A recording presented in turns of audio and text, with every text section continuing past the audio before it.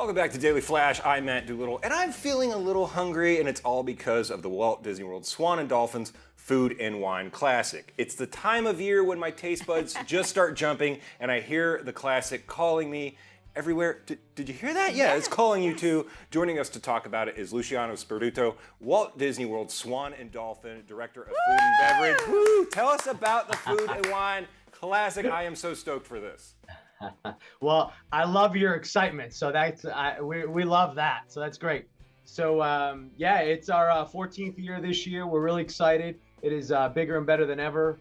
We have over 85 beverage booths, which is going to give you over 200 selections for beverage, from wine to beer to certain spirits. A lot of local or hyper local selected items, especially from a beer standpoint. And then we have 27 food booths, which each night, most of those booths are going to have different options if they're not in a themed area. So it really gives the guest a great opportunity to try different things over the course of 2 nights if they come on both nights. So overall, kind of what are the flavors people can expect from an event like this? Because sometimes there's an overall theme, but is it kind of a mix of everything, or what should we expect out there? Yeah, it's a great question. So it's one of the things I talk to our team about a lot, which is we're always pushing to try and do something new. We have different themed areas that we add every year. This year, one of our new areas is called For the Love of Florida. So it's going to have, we're using local farmers. We have 4 stations that really center on locally infused food items. And then, of course, as I mentioned, those hyper-local breweries and some local distilleries that we'll have in that area.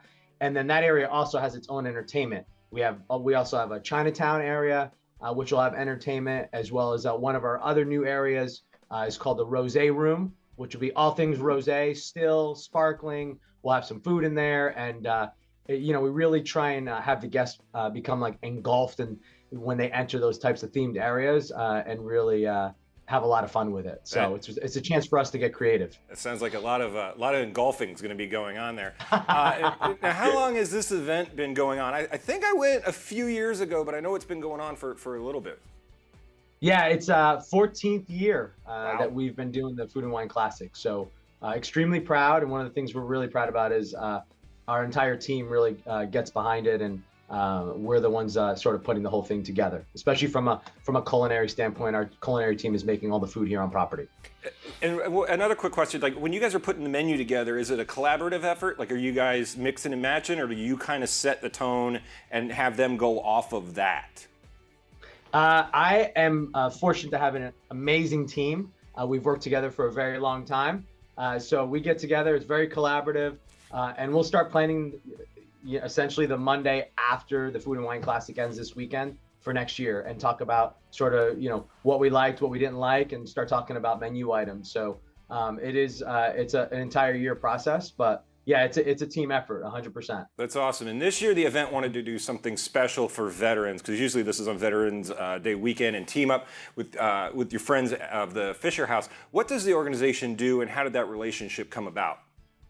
Yeah, so as I was saying, everything's a collaborative effort. So we spoke with the team, and we knew that the event fell on Veterans Day, and so we wanted to do something, especially with something local. That was one of our key goals. And so one of our team members brought up the Fisher House. They had a tie with them, and they help veterans that are going into the VA for maybe a procedure or surgery, and the family can stay at the Fisher House. And so it's a really nice house that's put together for the veterans. And so it's a great opportunity for us to help the local community, and especially the veterans on Veterans Day. That's awesome. And for more info on the Food and Wine Classic and the Friends of Fisher House, head over to foodandwineclassic.com and the OrlandoFisherHouse.org. Thank you.